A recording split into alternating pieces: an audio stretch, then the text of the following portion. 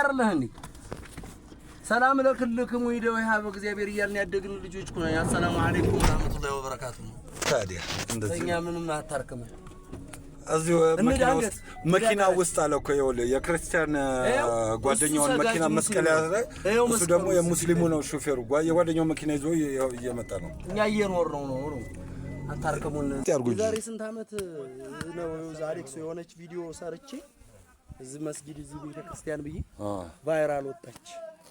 ሰው ተቀባበላት አዎ ተቻችሎ መኖርን ታላንሻ ነው መማር የኛ እኮ አሁን ክርስቲያኖቹ እኮ እዚህ ያሉት ተሶስት አይበሉ ስማሌክስ ኦሪጂናል ታሪክ ና አሁን እነሱ ወንድባቸው ወይ ነው ኩታበር ነበር ግን እኛ በቃ እዛ ከተማ ነው ኦርቶዶክሶቹ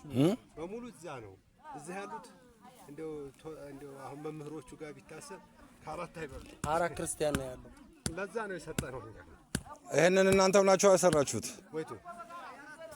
ቤተክርስቲያኑን አይደለም ያው የሃይማኖት ተከታዮች ናቸው የሰሩት ግን እኛ ነን ፈርመን የሰጠናቸው ቦታውን አላህ ይስጣችሁ የኛ ይሄ መስጊዱ ነው የኛ ያው እኛ ሙስሊም ስለሆነ ማለት ነው ቀጥታ አንድ ቀን ነው ወሰነው ለኛ መስጊዱ ስለወሰን ለነሱም ለክርስቲያኖች እምነት ተከታዮች ያው አንድ ሃይማኖት እኩል ነው በደንብ ስለዚህ እስላም ክርስቲያን ብልጫ ያለው እኛም ስናገኝ እነሱ ማግኘት አለበት ብለን ሰጠን ወሰን ነው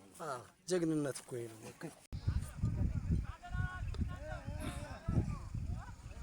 ይሄኛው እንግዲህ መስጊድ ነው ይሄው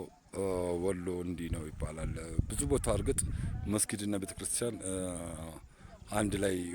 ተቀራራቢ ሆኖ አይቻለሁ አቃለሁ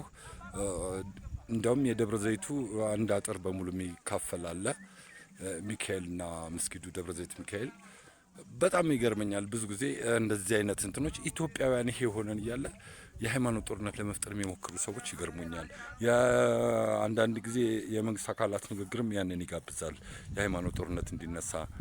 እና ማስታውሰው መድኃኔዓለምና መስጊዱን አስፓልት ብቻ ከፍሏቸው ደግሞ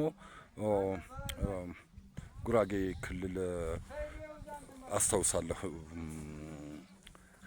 እና እንደዚህ አይነት ነገር ነው ያለው እኛ ጋር የምናቃቸው እንትኖች በሙሉ መስጊድ ቤተክርስቲያን ምናምን አንድ ሰው ያሰራበት ሁኔታ አለ ሐረር ላይ ቤተክርስቲያኑ ከመስጊዱ ጄኔሬተር መብራት ሲጠቀም በሙሉ አቃለሁ አይቻለሁ እና የማየት ምድል ገጥሞኝ ነበር ቡታጅራ ላይ ደግሞ አንድ ሰው ነው ቤተክርስቲያኑንም መስጊዱንም አሰርቶት መድኃኔዓለምና መስጊዱ ፍለፊት መሃል ላይ አስፓልት ብቻ ኖሮበት ያየሁት ቀበሌ አንድ ይመስለኛል ካልተሳሳትኩ